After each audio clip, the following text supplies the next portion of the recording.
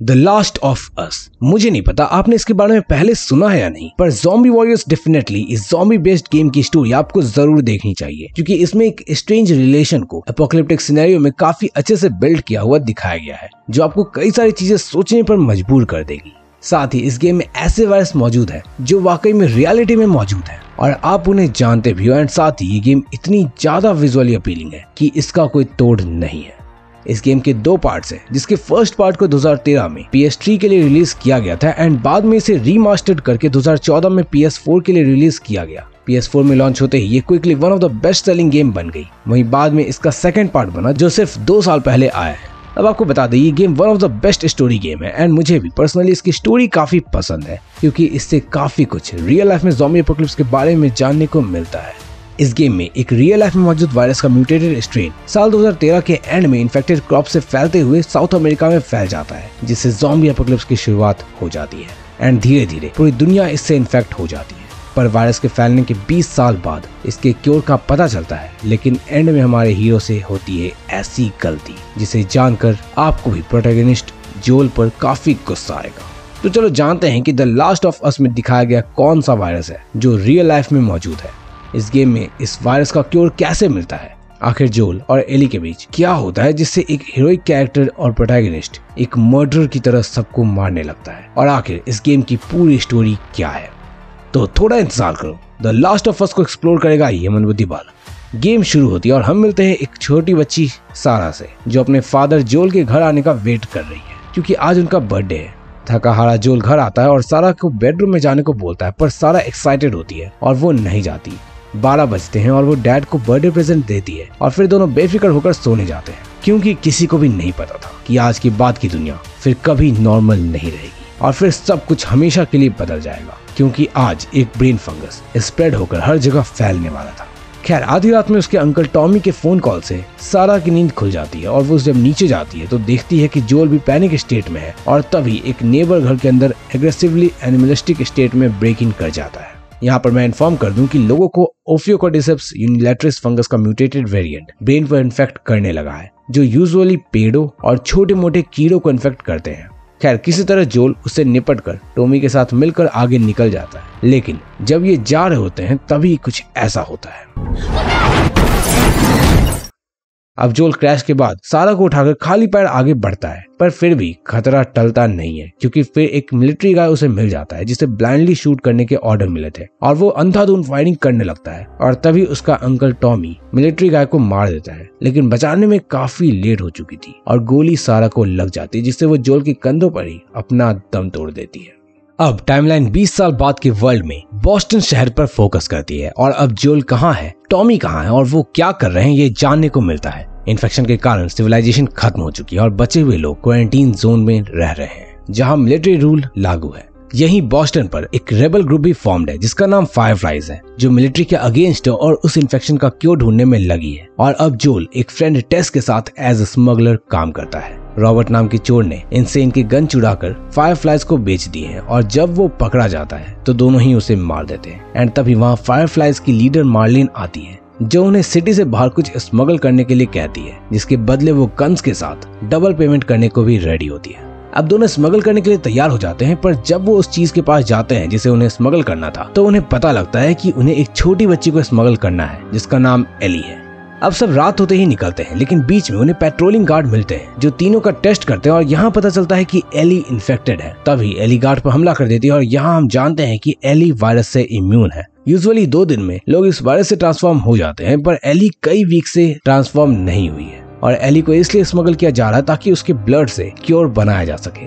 खैर, अब तीनों बताई गई जगह की तरफ आगे बढ़ते हैं और कई इन्फेक्टेड लोगों से लड़ते भी हैं। फाइनली उस बताई गई जगह जाने पर पता चलता है कि वहाँ फायरफ्लाइज के लोगों को मार दिया गया है, और इधर टेस भी इन्फेक्ट हो चुकी है। सिर्फ 1 घंटे में ही उसका हाल एली से भी काफी ज्यादा बुरा हो चुका था, जिससे टेस उनसे अलग हो जाती है और उसके भाई टॉमी से मिलने को उसे कहती है, क्योंकि अब फायरफ्लाइज कहाँ होंगे वो वही जानता है।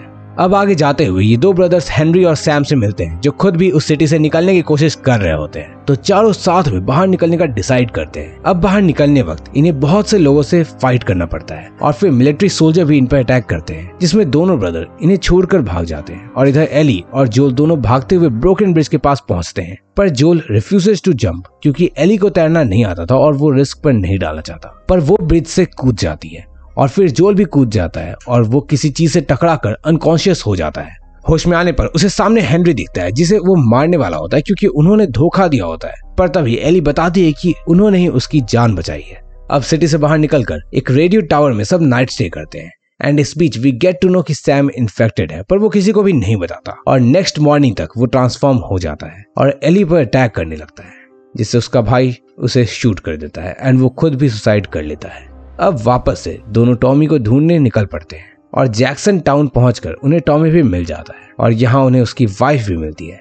लेकिन अब आगे क्या होगा उससे पहले इस वीडियो को लाइक कर देना, टारगेट 3000 लाइक्स का है। एंड अगर ऐसी ज़ॉम्बी गेम्स और मूवीज की स्टोरी देखना चाहते हो तो कमेंट में गेम स्टोरी लिख देना। खैर, अब एली और जोल दोनों की बॉन्डिंग काफी अच्छी हो चुकी है, पर जोल अब और एली के साथ नहीं रहना चाहता, इसलिए वो टॉमी को एली को फायरफ्लाइज तक पहुंचाने को कहता है और वो उसे एक्सचेंज में मनी भी देने की बात करता है। और ये बात सुनकर एली वहां से भाग जाती है। अब टॉमी और जोल उसे ट्रैक कर लेते हैं और दोनों में कहासुनी भी हो जाती है। वो बताती है कि उसका भी अपना कोई भी नहीं है। तो अब जोल उसे अपने साथ रखने का डिसाइड करता है और दोनों थोड़े इमोशनल हो जाते हैं। वो दोनों टॉमी के बताई गई जगह पर जाते हैं। दोनों वहां पहुंचकर अच्छे से चेक करते हैं, पर बिल्डिंग खाली होती है और उन्हें पता चलता है कि फायरफ्लाइज डिफरेंट हॉस्पिटल में मूव कर चुके हैं। और तभी कुछ और लोग एली जोल पर हमला करते हैं और वहां जोल घायल हो जाता है। जोल बुरी तरह से घायल होने के बावजूद किसी तरह दोनों लोग वहां से निकल जाते हैं। अब विंटर आ चुका है और जोल का पूरा ध्यान एली रखती है। वही हंट करने के लिए जाती है और उसका ख्याल रख रही है। लेकिन एक दिन उसे डियर हंट करने वक्त दो और हंटर डेविड और जेम्स मिलते हैं। डियर के बदले वो कुछ ट्रेड करना चाहते हैं, तो यहाँ एली मेडिकल सप्लाईज और एंटीबायोटिक्स मांगती है। दोनों एक्सचेंज कर लेते हैं और एली जोल को मेडिसिन दे देती है।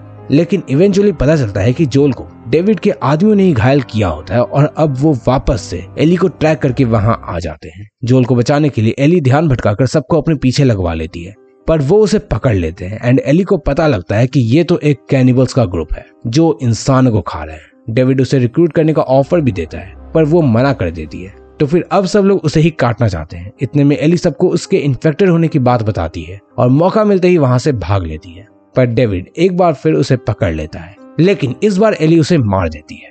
इसके बाद पीछे से जोल भी आता है और अब दोनों साथ में आगे का सफर तय करते हैं। फायरफ्लाइज की तलाश में अब दोनों सॉल्ट लेक सिटी तक पहुंचते हैं, पर वहां रास्ता क्रॉस करते हुए जोल पानी में गिर जाता है और एली भी पानी में जोल की जान बचाने कूद जाती है, बजाय इसके कि उसे तैरना नहीं आता था। देन एली बेहोश हो जाती है और जोल उसे बचा लेता है, पर तभी फायरफ्लाइज के सोल्जर वहां आते हैं और उसे नॉकआउट कर देते हैं। जोल होश में आता है और सामने फायरफ्लाइज के लीडर मार्लिन को देखता है, जिसने एली को स्मगल करने के लिए कहा होता है। जोल के एली के बारे में पूछने पर मार्लिन बताती है कि एली को सर्जरी के लिए प्रिपेयर किया जा रहा है, जिस सर्जरी में एली के इन्फेक्टेड वाले ब्रेन का हिस्सा निकाल लिया जाएगा। इस वक्त तक एली और जोल की बॉन्डिंग काफी स्ट्रांग हो गई थी और वो उसे अपनी बेटी जैसा मानने लगा था। तो ही रियलाइजेस कि इस सर्जरी से एली मर सकती है और वो दोबारा अपनी बेटी को नहीं खो सकता था। शुरू में तो जोल मार्लिन को किसी और को ढूंढने के लिए कहता है, पर मार्लिन के मना करने पर वो फायरफ्लाइज के लोगों को मारते हुए उससे लड़कर ऑपरेशन थिएटर तक जाता है और सर्जन को मारकर एली को उठाकर पार्किंग गैराज तक पहुंचता है,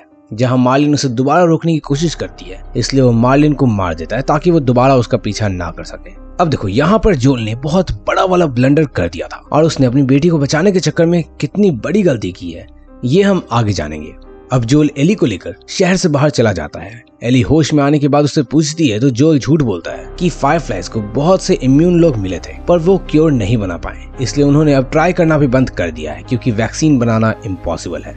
एली जानती है कि इससे बहुत लोग मर रहे हैं, तो वो दोबारा रिकन्फर्म करती है और जोल कसम खाकर बोलता है कि हाँ, जो भी उसने कहा है वो सच है। इसके बाद फिर दोनों टॉमी के पास जैक्सन टाउन पहुंचता है और पार्ट 1 यहाँ खत्म हो जाती है। अब देखो, मैं आपको इतना बता दूं कि इसके सेकंड पार्ट पर भी जल्दी वीडियो आएगी। इस पार्ट में जोल ने एक बहुत बड़ी वाली मिस्टेक की है, ऐसी गलती जिसके लिए आगे वो बहुत ज्यादा पछताने वाला है और जिसे जानने के बाद एली भी उसे छोड़ सकती है, पर वो हम सेकंड पार्ट यानी कि नेक्स्ट वीडियो में देखेंगे। तब तक आपने यहाँ तक देख लिया है तो कमेंट में लास्ट ऑफ अस लिख देना, जिससे मुझे पता चल सके कि आप लोग यहाँ तक देख चुके हो। बाकी अगर आपको ये जानना है कि कॉर्डिसेप्स यूनिलैटरस फंगस जो रियल लाइफ में मौजूद है अगर वाकई में ह्यूमन में फैलना शुरू कर दे तो क्या होगा, तो लेफ्ट साइड पर क्लिक करके देख लेना। बाय।